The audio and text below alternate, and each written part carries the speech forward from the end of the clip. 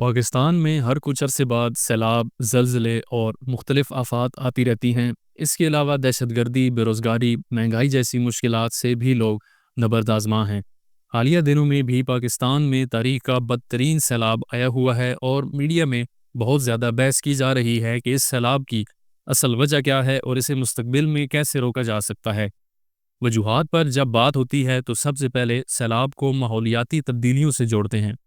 کچھ لوگ یہ موقف اختیار کرتے ہیں کہ بھارت کی جانب سے جان بوجھ کر پانی چھوڑا جاتا ہے، یہ اس کی سازش ہے جو پاکستان کی مشکلات بڑھاتی ہیں، جبکہ ایک بڑا طبقہ اپنی ہی کوتاہیوں اور نااہلیوں پر افسوس کرتا ہے کہ ہم نے ڈیمز نہیں بنائے، پانی ذخیرہ کرنے کا مؤثر نظام تیار نہیں کیا، اسی لیے بار بار سیلاب آ جاتے ہیں۔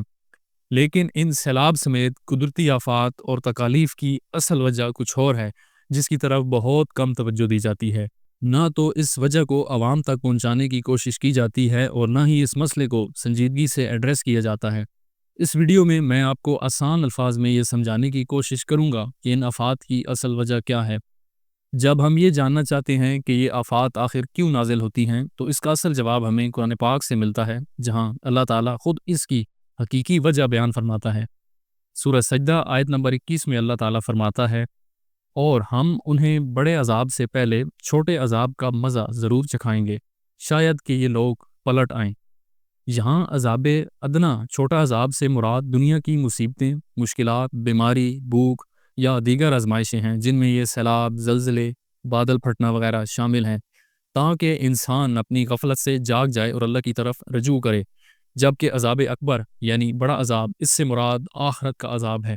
اس کے بعد سورہ روم آیت نمبر 41 میں اللہ تعالیٰ اسی بارے میں فرماتا ہے، خشکی اور سمندر میں فساد ظاہر ہو گیا ہے لوگوں کے اعمال کی وجہ سے، تاکہ اللہ انہیں ان کے بعد اعمال کا مزہ چکھائے، شاید وہ پلٹ آئیں۔ ان دونوں آیات کا تعلق اللہ تعالیٰ کے ایک نہایت اہم اور اٹل قانون سے ہے۔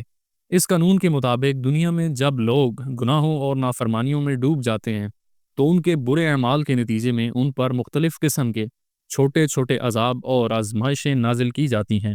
ان آزمائشوں اور مصیبتوں کا اصل مقصد صرف سزا دینا نہیں ہوتا، بلکہ یہ ایک تنبیہ اور خبردار کرنے کا ذریعہ بھی ہوتی ہیں۔ اللہ تعالیٰ چاہتا ہے کہ لوگ ان چھوٹی تکلیفوں کے ذریعے اپنی غفلت کی نیند سے جاگ جائیں، توبہ و استغفار کریں اور اپنے اعمال درست کر لیں۔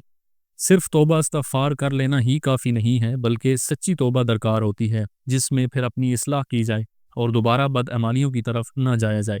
یوں یہ وقتی مشکلات اور عذاب دراصل اللہ کی رحمت اور مہلت ہوتے ہیں، تاکہ انسان سنبھل کر اپنی اصلاح کر لے اور آخرت کے اس بڑے اور دردناک عذاب سے بچ سکے جو توبہ نہ کرنے والوں کے لیے تیار کیا گیا ہے۔ اب اگر ہم ان نتائج اور وجوہات کو جن پر ہم نے اوپر بات کی ہے اپنی موجودہ حالت پر لاگو کریں تو صورتحال بالکل واضح ہو جاتی ہے۔ آج ہم دیکھتے ہیں کہ انفرادی طور پر ہماری ذاتی زندگیاں طرح طرح کی پریشانیوں، مصیبتوں اور مشکلات میں گھری ہوئی ہیں، جبکہ اجتماعی طور پر ہمارے ملک کی حالت بھی خراب ہے، اور اگر وسیع تر سطح پر پوری امت مسلمہ کو دیکھیں تو وہ بھی مختلف مصیبتوں اور دشمنوں میں گھری ہوئی ہے۔ ان آیات کے تناظر میں غور کیا جائے تو یہی نتیجہ نکلتا ہے کہ یہ سب کچھ دراصل اللہ تعالیٰ کی ناراضگی کا اظہار ہے۔ ہمارے اعمال، ہمارا رویہ، ہمارا طرز عمل اور ہماری ترجیحات اللہ کی مرضی کے مطابق نہیں ہیں۔ ان آفات اور مصائب کا بار بار ظاہر ہونا اس بات کی کھلی نشانی ہے کہ اللہ تعالیٰ ہم سے راضی نہیں ہے۔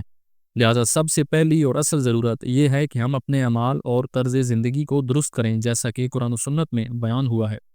جب تک ہم اپنے کردار اور طرز عمل کو اللہ اور اس کے رسول صلی اللہ علیہ وآلہ وسلم کی تعلیمات کے مطابق نہیں ڈالیں گے، یہ مشکلات اور آفات کسی نہ کسی شکل میں آتی رہیں گی۔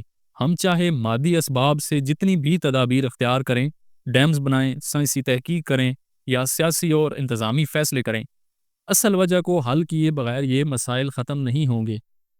یہ بھی اللہ تعالیٰ کی رحمت ہے کہ وہ ان آفات کے ذریعے ہمیں جھنجھوڑتا ہے تاکہ ہم اپنی غفلت کی نیند سے بیدار ہو جائیں اور اس کی طرف رجوع کریں۔ البتہ یہ ضروری نہیں کہ ہر شخص ان آزمائشوں سے سبق حاصل کرے۔ اکثر لوگ غفلت میں ہی رہ جاتے ہیں، جیسا کہ آج بھی ہم دیکھتے ہیں کہ ان سیلابوں اور آفات کے باوجود کتنے لوگ ہیں جنہوں نے واقعی توبہ کر کے اپنی زندگی بدلنے کا ارادہ کیا۔ ان کی تعداد بہت کم ہے، مگر خوش قسمت لوگ بھی موجود ہیں جو ان واقعات سے عبرت حاصل کرتے ہیں، اللہ کے پیغام کو سمجھتے ہیں اور اپنی زندگی کو اطاعت الہی اور سنت نبوی صلی اللہ علیہ وآلہ وسلم کے مطابق ڈھالنے کی کوشش کرتے ہیں، ایسے لوگوں کے لیے پھر اللہ تعالیٰ اپنی رحمت سے ان پر آنے والی مشکلات کو دور فرما دیتا ہے اور ان کی دنیا بھی سنور جاتی ہے اور آخرت میں بھی وہ کامیاب ہو جاتے ہیں۔